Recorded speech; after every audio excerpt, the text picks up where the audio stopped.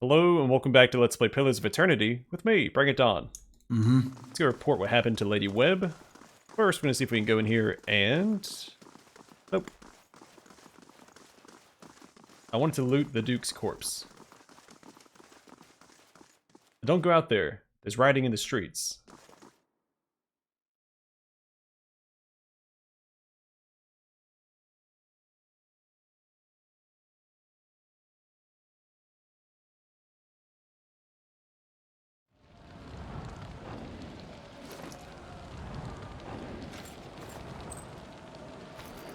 Keep doing that. I mean, it's a lot faster to do it that way.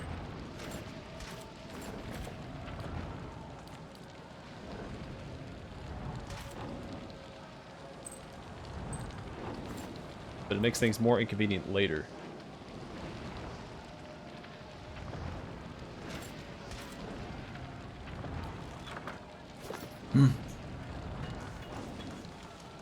Stand down. We don't want to fight you. Picked your side.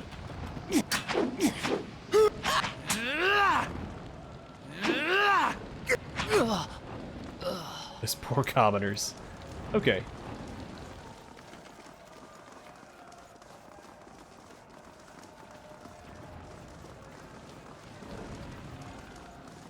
Well, things have turned a little sideways. See how the Crucible Knights are holding up. Alright, we can't enter that place. Alright, so we have to go this way.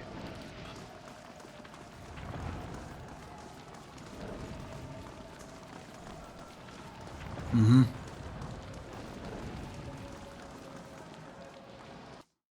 These lot are in league with the Animancers. Talking about me?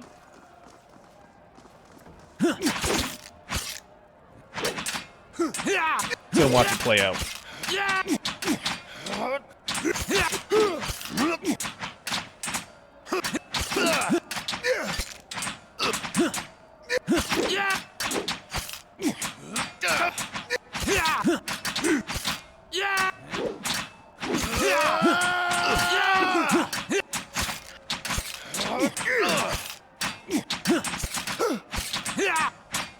Seems like they're gaining their health back.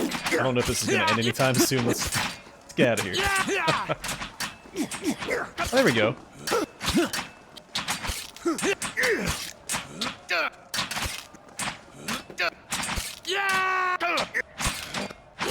The Justiciars are pulling ahead.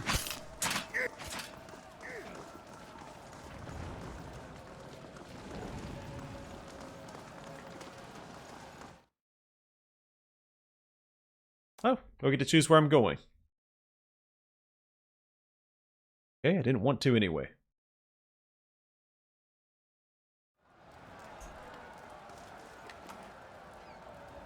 Ooh, Animator's Boots. Grants Jolting Touch, 3 per rest, some shock damage, and it jumps at targets. And 3 damage reduction against shock. Oh, neat.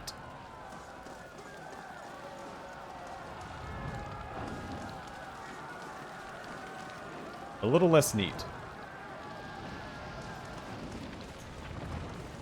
How may I help? Oh gosh. Well,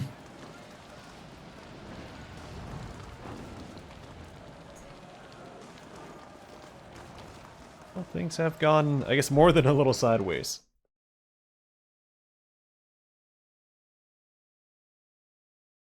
Burning down buildings, installing blood fountains.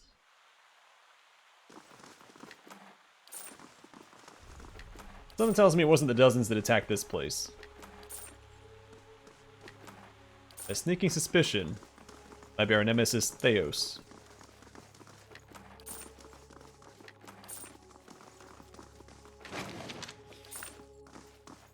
Good news is, I can now go through and loot everything though, since there's no witnesses.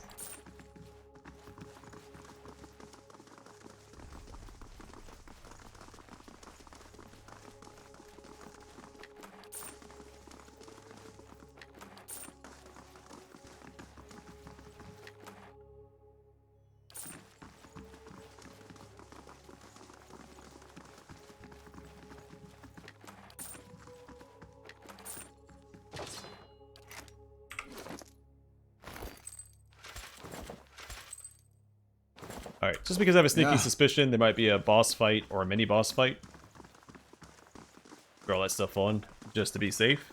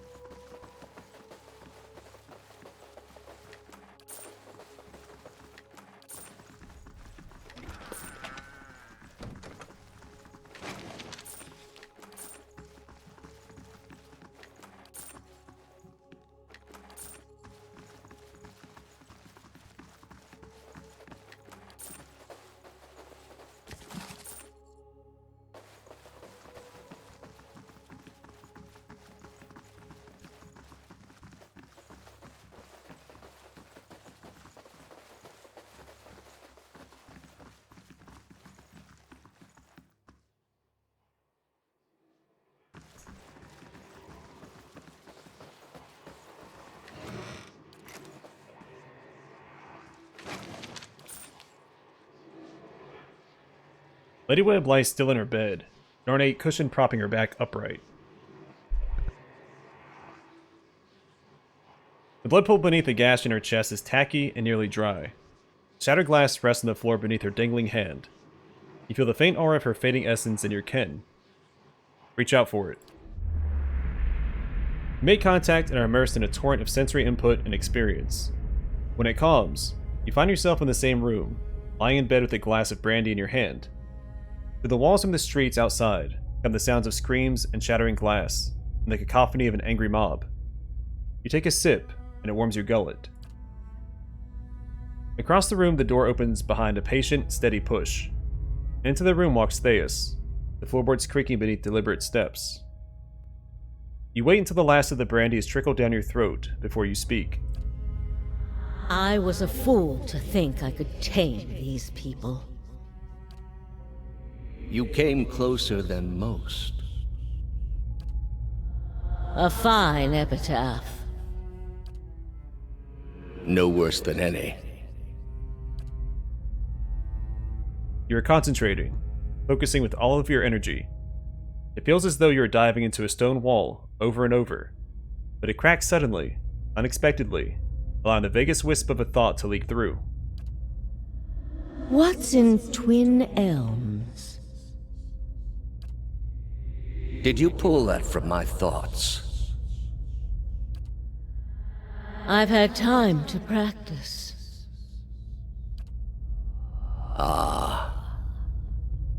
He walks over to a small table and raises a half-empty brandy bottle to eye level. He seems to approve of the selection and begins to reach for an empty glass. I was saving that for someone. Pity. You know this is how it has to be. He replaces the brandy bottle on the table with care before approaching the bedside. He sits on the edge of the bed next to you. His words come freely, absent of all doubt. He draws a long curved knife from his belt, smeared with fresh blood. With his left hand, he gently pins your sternum as he raises the knife in the other, its point dangling above your heart. Prove it. Theus slips the knife between your ribs and pushes it through. Layers of tissue separate with brittle, papery stiffness, and blood wells up around the blade. A pulsive reflex causes you to drop your glass to the floor, and you hear it shatter. With the last of your strength, you take his knife, hand, in both of yours, a question radiant in your mind. For an instant, to your great surprise, the pathway to his mind is left open to you, unguarded, and the answer comes. Simple, cataclysmic, in its reordering of your thoughts. As Lady Webb, you feel as though you have an answer you've searched for all your life, but in your own mind, her understanding lies just beyond your reach. You look at Theus with the wide eyes of someone seeing for the first time, and draw your last breath as a black, velvety darkness descends over you. Smoke rises above the city walls in billowing plumes that blacken the sky like a storm. Behind the walls, the riots rage on. Known patrons of animancy are forced into hiding as looters ransack their estates and make off with their possessions. Animancers are torn away from their families and dragged from their homes to be stoned to death in the streets. Word had spread immediately that Duke Avar had been assassinated, and that an animancer was to blame. The city wasted little time in exacting revenge, and little effort into evaluating guilt. In the center of it all, Brackenberry Sanitarium burned. And down the lane, Hodred House, the last bastion of stability in the Deerwood, had fallen silent. Now safely outside the city gate, your path points eastward to Twin Elms, where Theos is bound, for reasons that remain mysterious as the Leaden Key itself.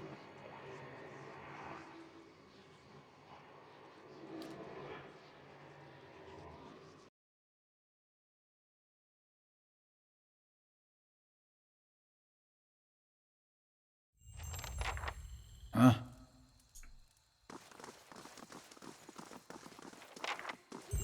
The floods have receded. Pass through Stormwall Gorge is open.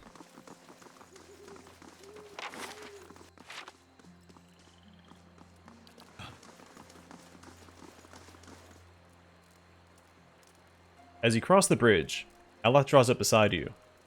The fires of Defiance Bay cast a shivering, flickering light across one half of his face. The other is in darkness. Please stop. I need to tell you something. Go ahead. I have not been entirely honest about my motives for traveling with you up to this point. When I finished my training in Adir, I was introduced to an organization. All I knew was that they were opposed to the unchecked spread of animancy, and that they could guarantee me postings far away from the Seathwood my father and his Earl. At that time, it was enough. In the early years, I thought of them as many things. Hooded men, prudent teachers, the Leaden Key. Their rules were strict, but their guidance was clear. I sincerely believed they wanted to keep Kith from the folly of their own foolish ambitions. I came to the Deerwood a little over a year ago. My orders were to gather information on animancy in the region. He looks down. A senior contact met with me every few months to receive my reports and issue new leads. She sent me to Gilded Vale to keep an eye on events surrounding the local lord, but I lost track of her shortly after that. I don't know if she was reassigned, killed, or sacrificed, the way you saw. At the time you met me, I'd been on my own for a couple of months. What did you want from me? I needed some kind of direction. After that scrape with the locals, I was ready to get out of town. But then you mentioned the ruins, but you refused to tell me what you'd seen. Now, I was sure then that it had something to do with the Leaden Key. And I was correct in a way. What we found wasn't what I expected. I knew the Leaden Key was trying to stop animancy, but I didn't realize how far they'd gone. Murder, sabotage, abandoning entire districts to shambling horrors. And now the whole city is up in flames. He takes a deep breath. I'm still not sure about animancy, but I know I've been following the wrong master. Please, accept my apology, and my service. Let me fight with you to stop Theos.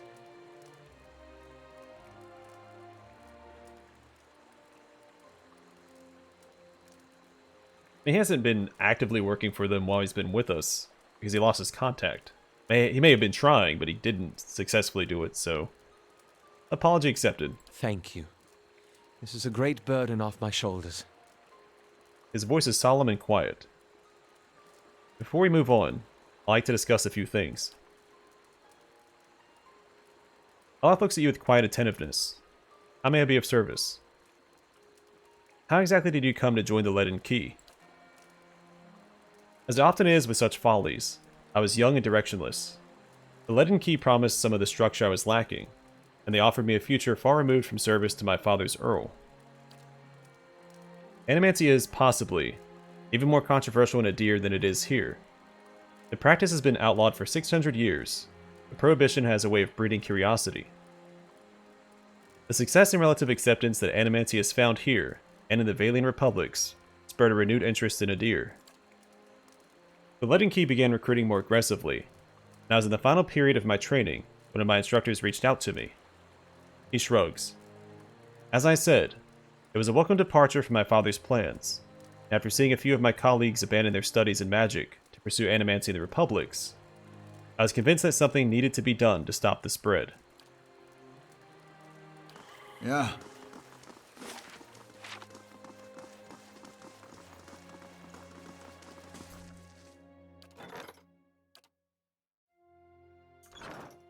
Mm-hmm. Alright, well, let us go and try and secure more of the floors under Cadnua. The next 5 levels should do. Then we'll postpone this main quest now that it's getting, I want to say, exciting. I must say, I'm impressed.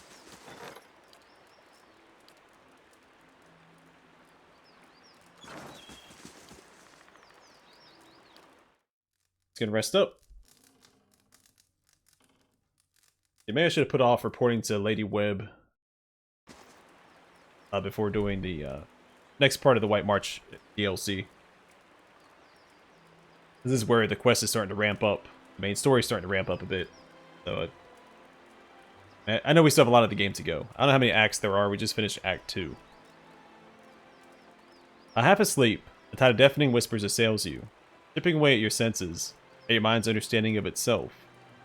Their roar is louder with each passing night, their attacks more brazen, less confined to your subconscious. A familiar voice fights its way through the din, calling out to you. You howl in the night, Watcher, like a beaten dog with its tail tucked. If it is sympathy you call for, you do yourself no favors in the eyes of the gods. Durance raps on the side of your head with his staff. I made noise. You shook. You spoke words of dead languages. You yowled in fear. It has become your routine of late. I'd have stepped in sooner, but for all your writhing, I thought I might be interrupting the wrong kind of dream. It was spectacular until you came along. Hide it all you want, Watcher. But it's all too clear you are suffering for playing with the God's fire, as all Watchers deserve. But you have not been broken yet, Watcher. Do not give your enemies the satisfaction before it is due.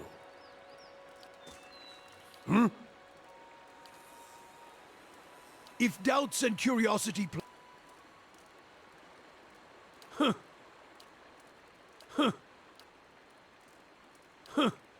There were 12 of us. It felt as if... Okay. So, as far as I know, there's nothing else to talk to him about yet. Yeah.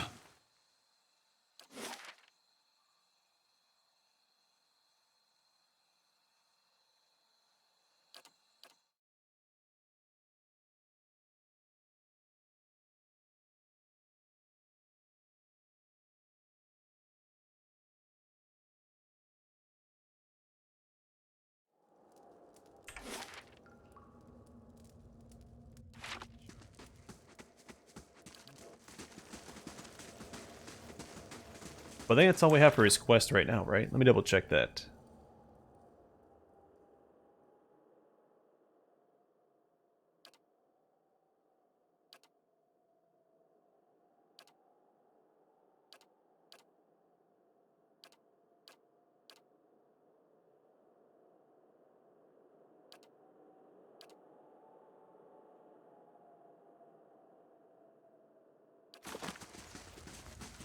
Yeah.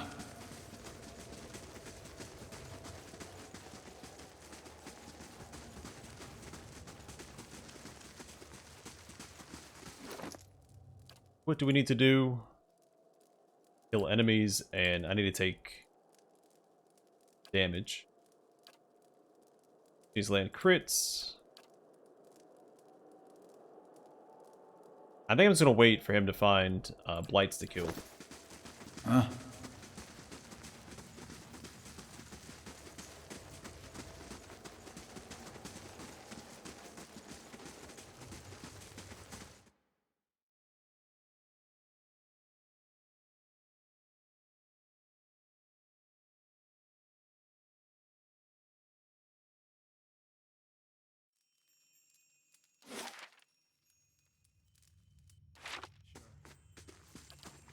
Huh?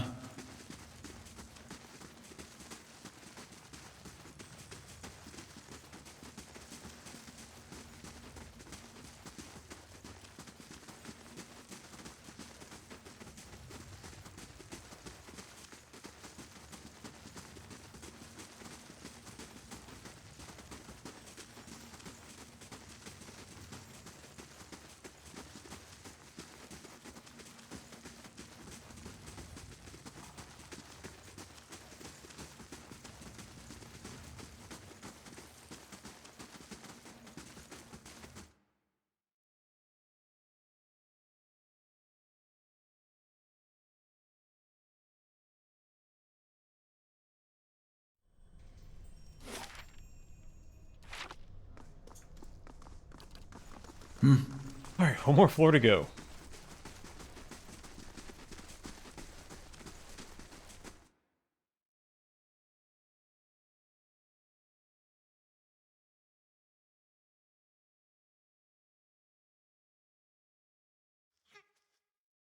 I think after the first part of the White March DLC, whatever we find down here shouldn't Sure. be too much of a threat.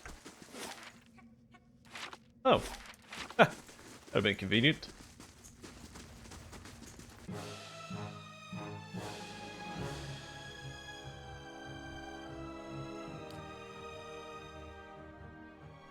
What? Breathe.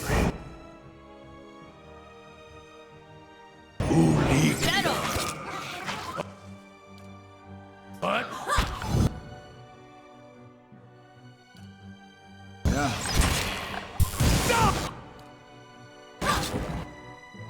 I'm here.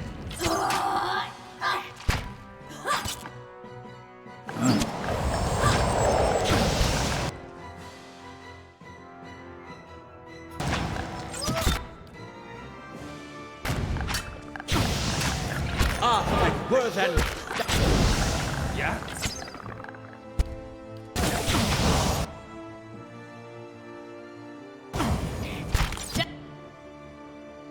Head on.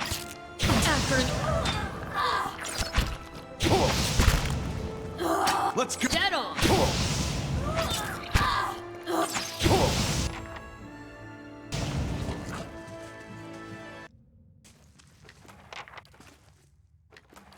Alright, play that a little differently than I normally would. You get any procs of that?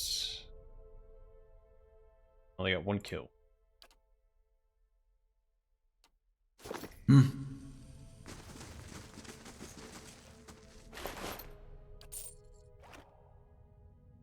Luminous mushrooms give off a heavy, earthy musk.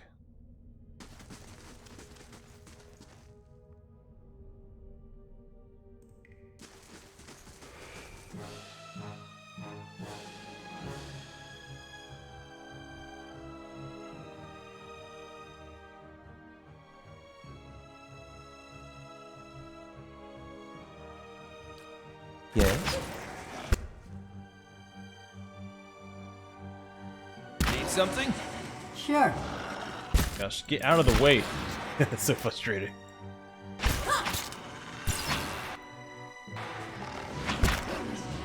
Dead on.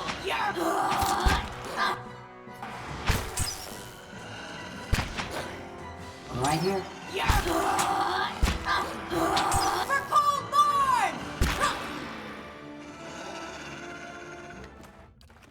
I understand that it required a little bit more micromanagement on my part, but man, that was so frustrating. Watching the Devil Croc try to go past my other companions.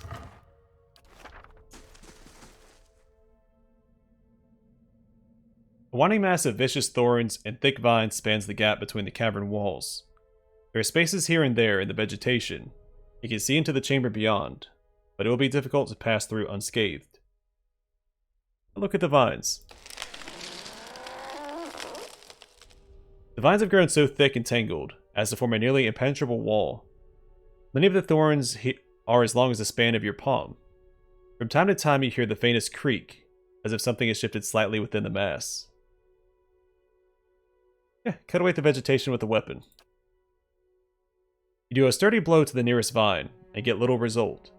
These vines seem unnaturally resistant. No amount of hacking, smashing, or cutting seems to have much effect. It would take far too long to cut away all of them. This is probably something else that we can grab. We have fire.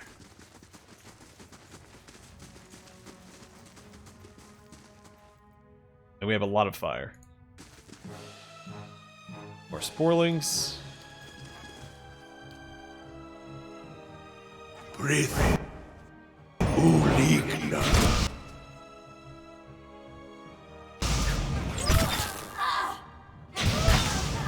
Dead on.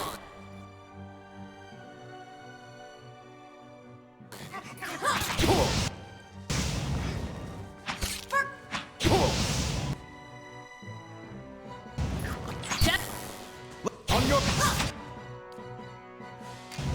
Don't be...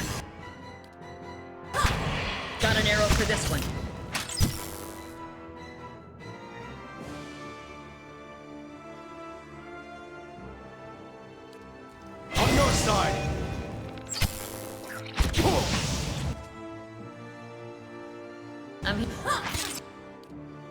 Arthek, word!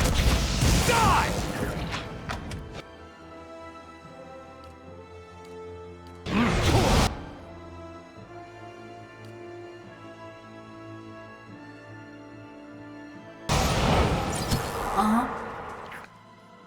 On your...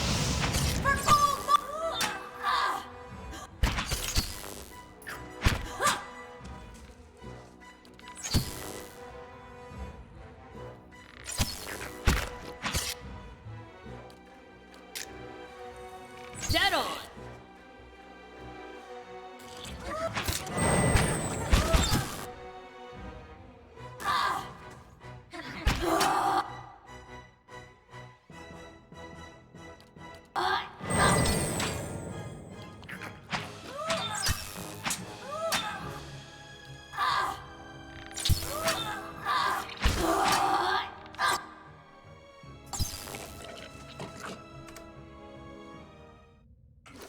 Alright. What are we looking at now? So proc that again. Alright, 1/5 of the way there.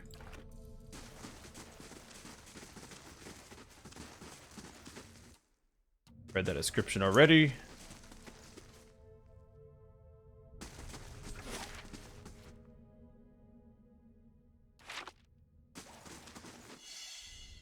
You should see this. That'll do. So they're not hostile. Let's fight the ones that are hostile first. What?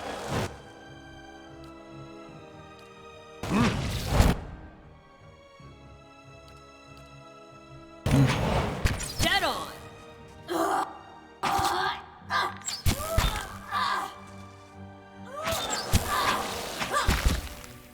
Die!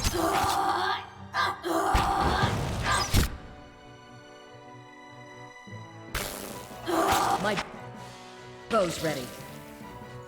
Dead on! You're mine!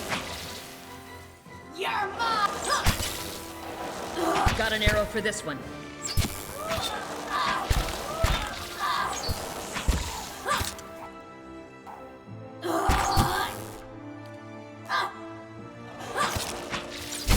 My bow's ready.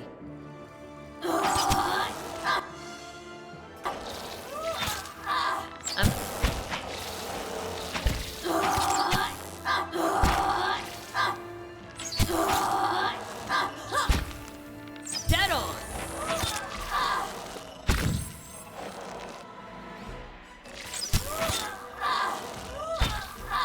Dead on!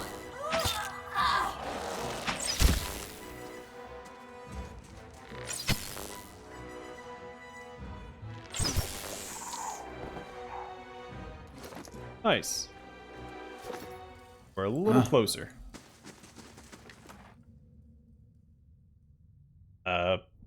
Godob's Hazel? Glad I said that right. +10 accuracy granted to an ally attacking the same target, and grants Jolting Touch on critical hit, 1 per encounter. Godob was a wizard and wand maker, so brilliant. He had trouble selling his work due to a number of eccentricities, not the least of which was a vow that he would never make 2 wands of the same color. The Hazel Wand was one of his most powerful creations. Unfortunately, like everything he made, it was the only one of its kind. Yeah.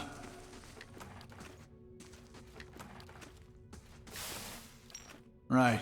Margaren's fire casts light in dark places. It's been a little slow going while I'm prioritizing the soulbound challenges. Any damage there, right? Oh, it did take some damage. Nice. About 1/3 of the way there. Wrong thing. Needs to do this 3 more times. I mean, 10% chance is pretty solid. Yeah. Alright, I'm going to call it here. Next episode, we'll continue through the endless paths of Adnua, and we'll probably wrap it up. I just keep pushing through because we're already over leveled for this content, because we did the White March first. So I might just go ahead and push through to the end. I have no idea how many there are. I mean, it says it's endless, so I actually have no idea. I'm going to assume 20. Yeah, 20 sounds like a good number. But it could also be 100. I think that's a little much for a CRPG. If it was a game like Final Fantasy Tactics, I could see 100 floors, but I don't know. Either way, we'll see. For now, thanks for watching. Hope to see you guys in the next one.